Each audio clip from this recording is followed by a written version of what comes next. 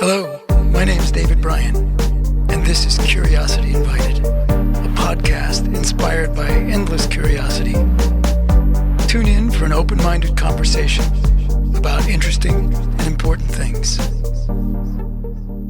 Well, welcome to Curiosity Invited, everybody. My name is David Bryan, and today I am delighted to be speaking to the mayor of Los Angeles, but I know her as my good friend Karen Bass. That's right. And she is the mayor of Los Angeles. So That's right. don't be fooled into thinking she is just my good friend. So hi, Friendship Karen. is first and most important. And thank you. And I agree with that. Right. I feel no different about you, except I'm just happier that you are the mayor. So you. now how we've been speaking about COVID. Karen has, at the moment, has tested positive for COVID, and now I've got my voice is going. So I don't know why. It's contagious. Oh my God! Even over Free. Zoom. Well, so Karen, how are you? Other than the fact that you are, on Paxlovid and on Zoom all day, how are you? Other than all that? I am doing just fine. I mean, I can't believe it, David, but today marks my 6-month anniversary Uh, being mayor. Yes, I just saw that. I thought, wait, has Karen been there 6 months? I looked it up and it was the 12th, right? Yeah. 6 months, and it feels like 2 weeks, it feels like a month, and it feels like a year, all at Yes. the same time. Yeah. But it's been an exhilarating 6 months because, for me, my life has come full circle, and I'm doing things today that I wanted to do 32 years ago, but wasn't able to do, with a problem that was small 32 years ago, Yeah. and Yeah. now is 42,000 people on the Right. street. So being That's able to amazing. have a direct impact on the same day is very exciting. Good. Talk something about that. Let's see. When we spoke before, and when we spoke a couple of weeks ago, or whenever that was, um, uh, you said at the time you were running on. This was when you were running, and Rick Caruso was still in the race, and um, and the two biggest problems in Los Angeles were homelessness, people on the street, and crime, and And so, so, so, so how are we doing? And I'm recognizing Oh, that you've only been in office for 6 months. but both of those issues were issues that I've been steeped in for the last 3 decades. Hmm. Is when a crime happens, obviously you address it. But my interest and focus has been on how do we prevent crimes from happening to begin with. Sure. And homelessness is really connected to poverty. And how is it that our system of capitalism has become so harsh that we have tens of thousands of people sleeping outside? I Right. mean, we understood this when we studied the history of the Great Depression, but we're not in a depression. We're not Right. even in an economic crisis. No, right. You Exactly. know, yes, we have a problem with inflation, but there's not a recession. There's not No. a depression in sight, and unemployment, Unemployment is technical really low. unemployment, Absolutely. yeah, technical unemployment Yeah. is low. Yeah. And so why is it that we have all of these people on the streets? And basically what has happened over the last 30 years is that we slowly shredded our safety net, and we essentially unleashed the market so that property rents could be whatever they chose for them to be, because we don't want to have regulations over things. And those policy shortcomings have all led to the crisis that we see on our streets. And it really describes my life's work. Right. And I know, I know that you were talking about when running, you were talking about finding housing, in whether it's in hotels, in motels, in abandoned whatever, in unfilled places. And has that been what has been the strategy? And I also know that maybe it was your first act. It certainly was right away. You declared a state of emergency in the city of homelessness, state of emergency. It And was so Mhm. so what has been the approach that you're using to address that? So, yes, it was the very first thing. On my very first day of work, I didn't go to City Hall. I went to our Emergency Operations Center. I put the city in a state of emergency, and that essentially gave me extra powers to address the situation. So, what we started doing right away was renting motel rooms and moving people from tents into motels. Mhm. And that was really that, I mean, that was a response to the crisis of people living and dying on the street. Mhm. But also in the past, we would have never just gotten people off the streets and put them in the hotel. There was a whole chain of events that the bureaucracy has laid out that leaves people on the streets for months. And we basically said, forget that bureaucracy. People are dying on the streets. We're going to use general fund money and and rent motel rooms. So that's what we've been doing for the last 6 months. Now, that's an emergency response. It is not sustainable to rent motel rooms for Sure. thousands of people for years. Right. So we have to come up with a cheaper model. And what we're doing now is we're beginning to purchase the motels so that it Right. becomes more affordable if we own the property. Mhm. And the reality in Los Angeles and in many cities around the country, we need to have a system of interim housing, Mhm. because no matter how fast you build, it takes months. But I do not believe that you should leave people on the streets while you're building stuff.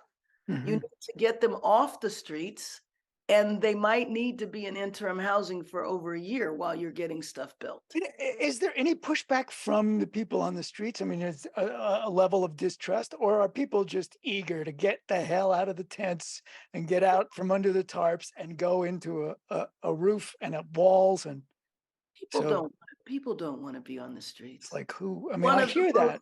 one of I, the most important myths that we burst exactly. over this last few months is that people want to be on the streets. That's Uh, a common belief that yeah. people are there Yeah. because they want to be there and because they're drug addicts, which really is saying that it's their fault.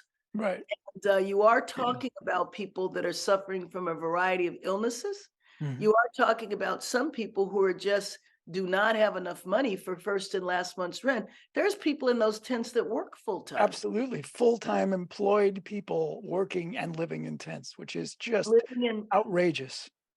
tents or cars or recreational Right. vehicles.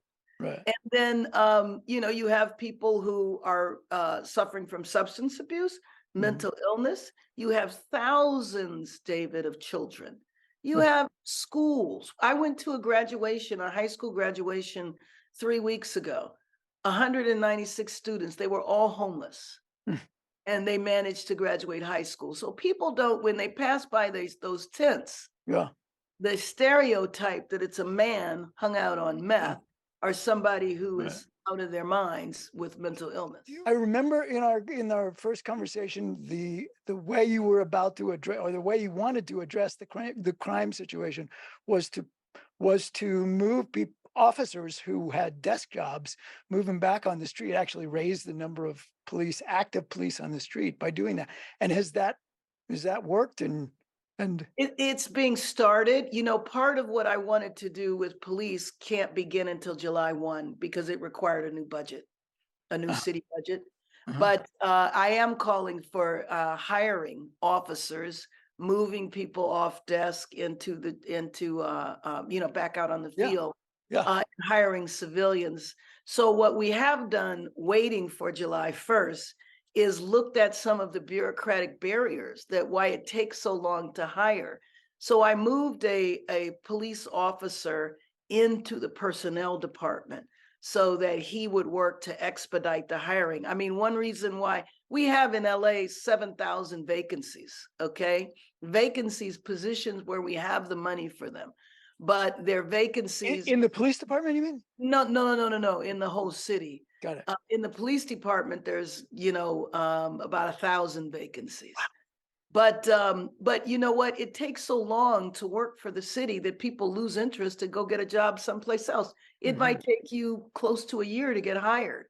So we're trying to deal with that, and that will impact the police as well, which is Mhm. why I moved an officer into the personnel department. And the other thing I'm interested in is that is, so those are the two issues that were the a big talk about the campaign, and they're real. I mean, they're very real issues, obviously. Were there have there been any surprises when you when you walked in the door? Once you were able to kind of look under the carpet, and are there things that there must be? It's a city. There are Yes, things that things must come up, and well, there's things that have shocked me. When it comes to homelessness, the fact that the level of bureaucracy and the insanity of it, considering that we have 40,000 people asleep on the street. Let me give you an example. This yeah, is the best yeah. example. You're living in a tent, David. You've been living there for 5 years. Well, in order to get housing, you have to prove to me that you're poor. And by the way, where's your ID? Yes, the You don't ID have problem is huge. You don't have it? Oh, okay. Well, listen, let me help you fill out the paperwork so you can get your ID. Now you ask me, where's it going to be mailed? To my tent? Right. So what I don't understand is that why are we putting people through this stuff? Why don't I put you in a motel room and why don't I assume that you're poor? It's one of those, yes, it's one of those when you hear about it, you're just like, duh, Right, right? Yeah, it's right. wild. It's But wild. that's the kind of thing that has just shocked me considering the magnitude of the problem here. If there were 10 or 15 people on the street, okay, so there's bureaucracy. But why didn't the city and the county act with a sense of urgency? There was no urgency. Okay, so I'm gonna ask you that question. I mean, without mentioning anybody's name, of course, but well, unless you want to. But that's a good question. Why, given the size of the problem, why has it has the bureaucracy made it all but impossible to address these human beings like they're human beings? Well, this is a functional problem of our system. When policies are passed, unless there is a specific sunset, they last forever. And so when you pile policy on policy on policy with no sunset, you have a mess. And Yeah. you have all of these people who are trying to do the right thing by following the policies that actually contradict each other. And so you don't have a lot of people who are willing to say, you know what, I'm not going to follow that rule because it makes no sense. People don't want to jeopardize their careers. Politicians don't want to take a risk because they might fail. And I've had people who are in office today who, when I started this, said, you tell me you're going to deal with the encampments? I wouldn't touch that with a 10-foot pole. Well, it's like, you're saying you wouldn't touch 40,000 people sleeping outside with a 10-foot pole? Well, no, because I mean, I don't know what to do. They're risk averse. And look, I might fail. But you know what? I'm gonna go down trying. Yeah. Yeah. You know, It's I am. irrational. And people have seen around the city encampments disappear and not come back. And so that is definitely giving people a renewed sense of hope. And that was one of the most important things, was to give people hope, because during the election and what led up to the election, people were hating on everybody. I mean, everybody. Yeah. So they need, because they had given up. They passed taxes 3 different times to make the situation get better. And every time they passed a tax, the Mhm. situation got worse. And people don't sit around and analyze it to figure out why. They just know, I didn't have tents in front of my house and now I do. That's what they know. And that's why my first order of business has been to get people out of the tents and into housing. That's great. I mean, that's wonderful. That's wonderful. And um, it's interesting, I don't know if this is a question about what is or what isn't, but have there been other big issues that have surfaced or came out of nowhere because of something else, because things happen that that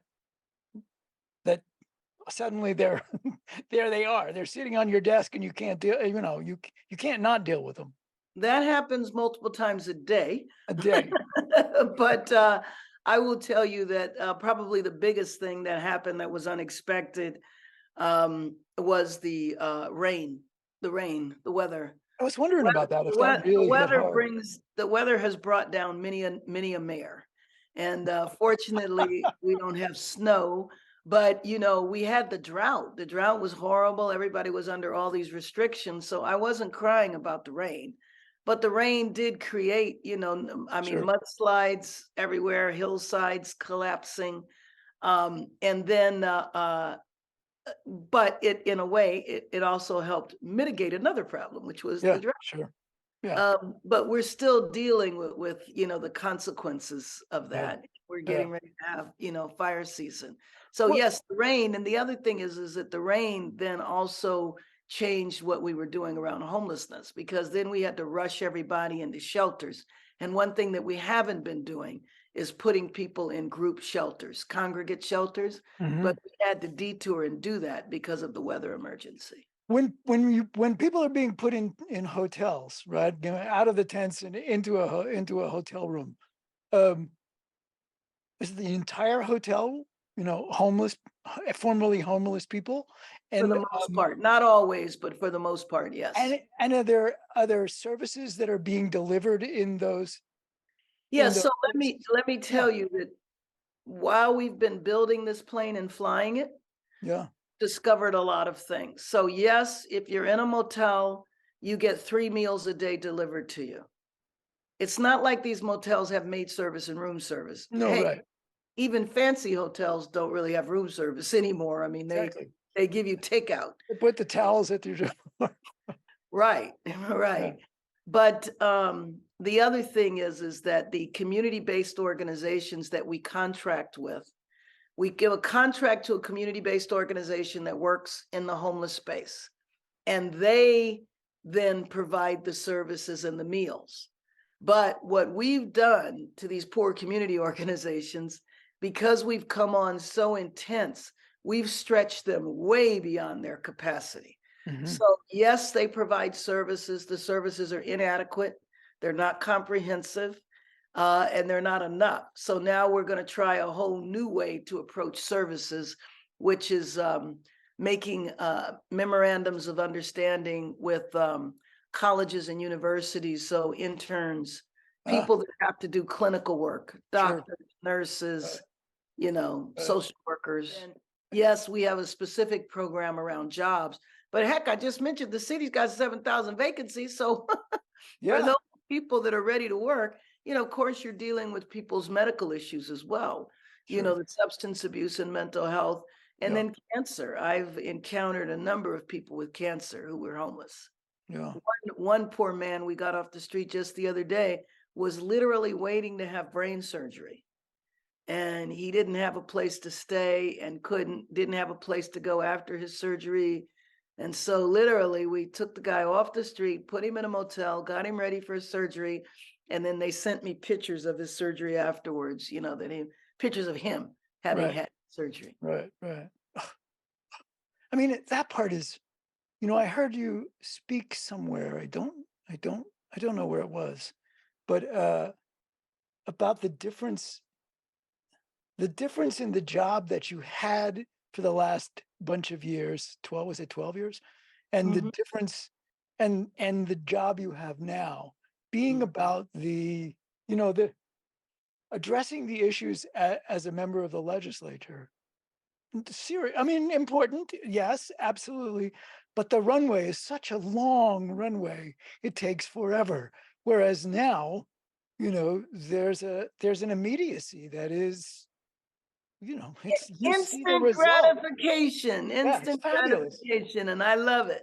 Yeah, And the thing about the legislature, which I liked as well, I mean, the yeah, legislature is more academic. You're all the way up here, and you sure. also don't get to see the fruits of your labor so immediately. Right. And to me, to walk up to a tent and tell somebody, "Come on, you don't deserve to live like this.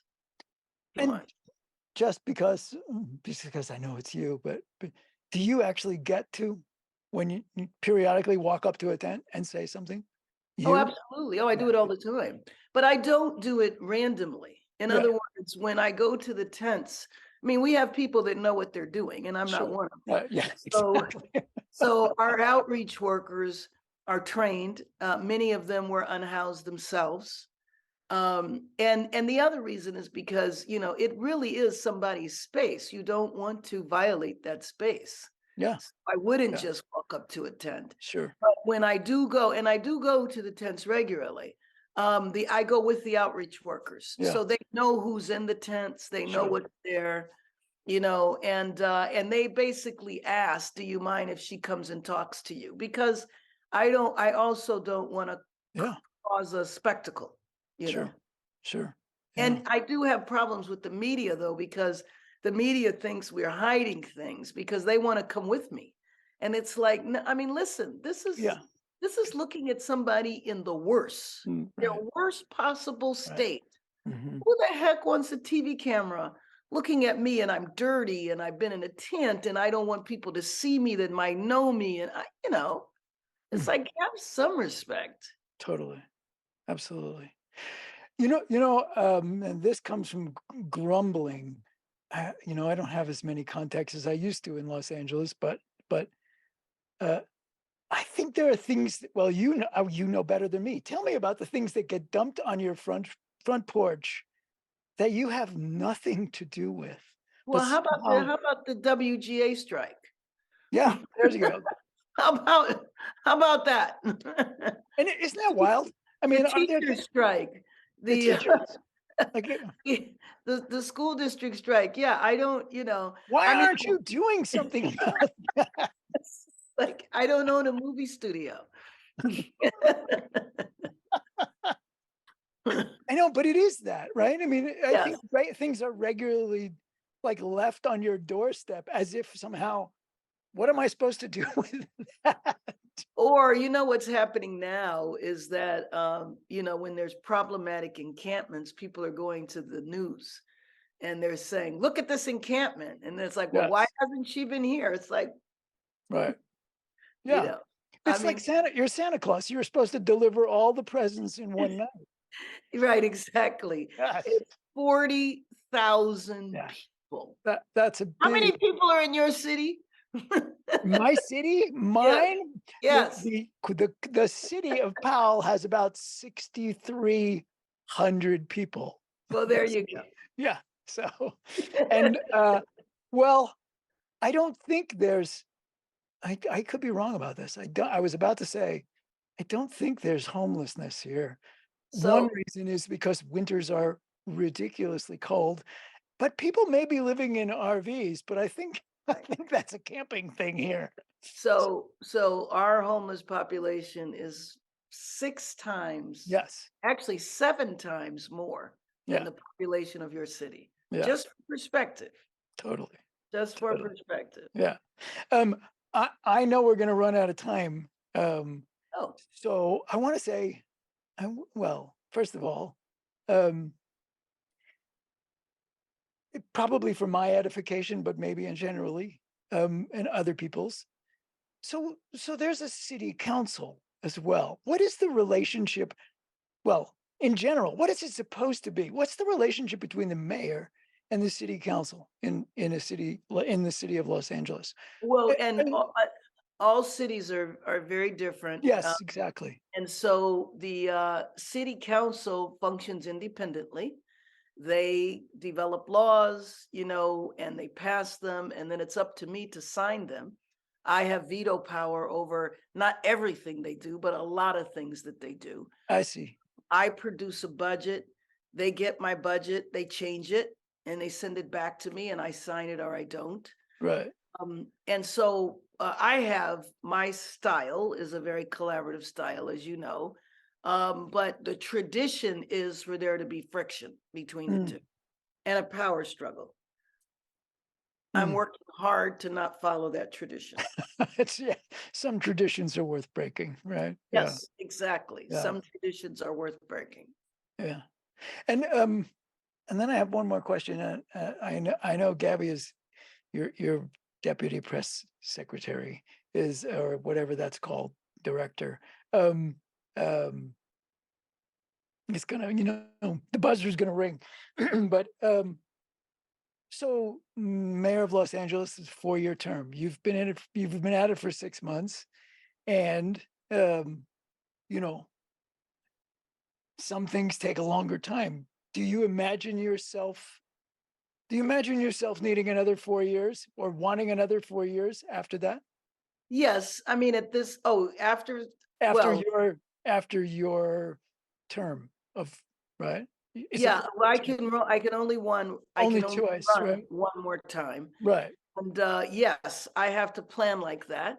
Now, you ask me 6 months from now, I might change my mind, but I do have to run like that. But Yeah. really, I mean, I'm very, very focused on what I'm doing. Yeah. And I could get everything done I know needs to be done, then I'd be finished in 4 years. What I imagine will happen though, and this is what, if I can accomplish this, where we have not ended homelessness, but there is a clear path, Mhm. you know, that's A clear path because the policies are working, that policies are working. and Yes, they're in money, place. money is flowing. And Yes. right now, I mean, of course, we could always use tons more money, okay? But money is not the most burning issue right now. It's flexibility with regulations Mm, is more of an issue, and I'll tell you why. that's We have crazy. over 1,000 people in motels, and we have 1,000 vacancies in permanent housing.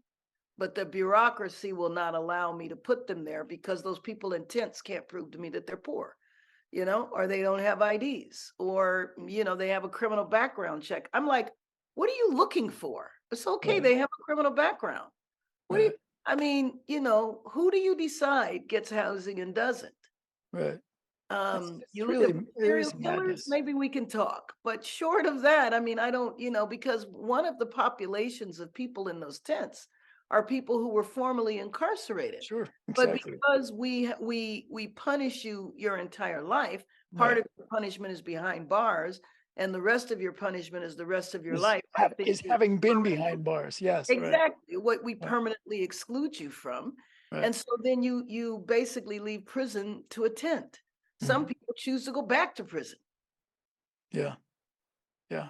I spoke to the chief of probation of Sonoma County recently, and it tells that same story. It's like, it's supposed to be you've served your time, perhaps you've learned your lesson, and now you can get on with life. But that's just not.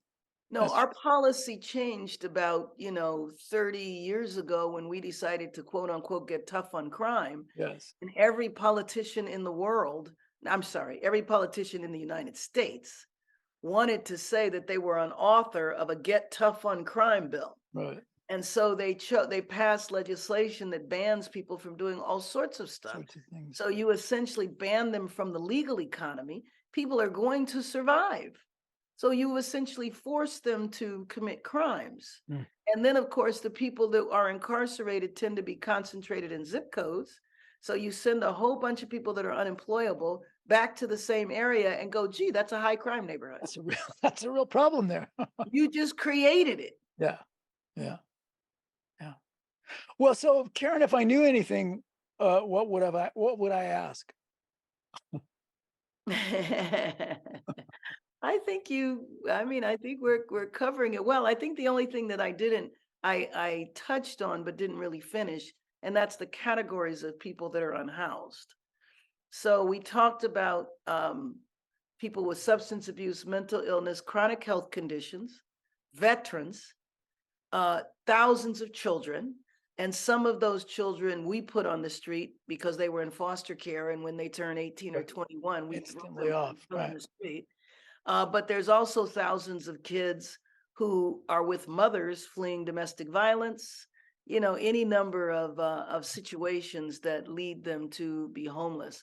And it's most important because if you stereotype everybody as being a drug user, then you allow yourself to say they Right. are not worthy. I mean, I met, like I said, cancer patients who lost their housing and their jobs because they were sick and they worked on jobs that didn't have sick leave. Mhm. So they lose their job, they lose their housing, and then they're on their street trying to manage chemo, you A know? and is there an effort to group people so we're moving them out of a tent, out of an encampment, and into housing, um, to sort them into rational places so that not to put all this here and all that there, maybe that makes sense sometimes, but maybe not because communities are diverse and, but so is there some thought given to I mean by the people who are doing it and know what they're doing, that the to how people are grouped? Because you're Well, creating these kind of maybe they're not permanent, but you're creating these little communities. but And actually, we are taking communities, existing communities, of and putting them in the same hotel. in the same place. I So see. what people don't realize is an encampment is a Is a community. community, right. Now, there are other groupings, like there's veterans housing. There's also TAY housing, which is transition age youth. There's domestic violence housing. I see. So there Yeah. is some So of that. yeah, yeah. Well, that seems right. That seems like it makes a lot of sense. Well, you mentioned it a moment ago, so, you can always say no to me, but so you just said, ask me in 6 months and and I might have a Yeah, you different can answer. ask me. So can I ask you in 6 Yes, months? absolutely. Cool. I hope Absolutely. to see you before that, but Only if you promise to come to LA. I will come to LA. Absolutely will come to LA. Good, and Absolutely. we'll go to our other favorite restaurant, Yes. chicken one on Pico. That one, don't say, don't tell. You probably can't go anywhere without Oh, no, I al cannot. I although am that was never pretty good. We didn't get a lot of attention. I no. mean, we got some nice comments and all that, Right. but that was good, Yeah, and the food was good. So, yes, it hey, was. Karen, I love you. Thank you so much. Thanks for coming and doing this, and, I hope you feel Absolutely. better, and I hope Pax Love it works. Everybody that I know that's had it, when they were at COVID said it worked miraculously. So, Well, so considering I really didn't have many yeah, symptoms, I will view it as it prevented me from getting symptoms. yes. And how long do you have to isolate? Like 10 days? No, 7 days? today's my last day. Today's it. Yeah. Mhm.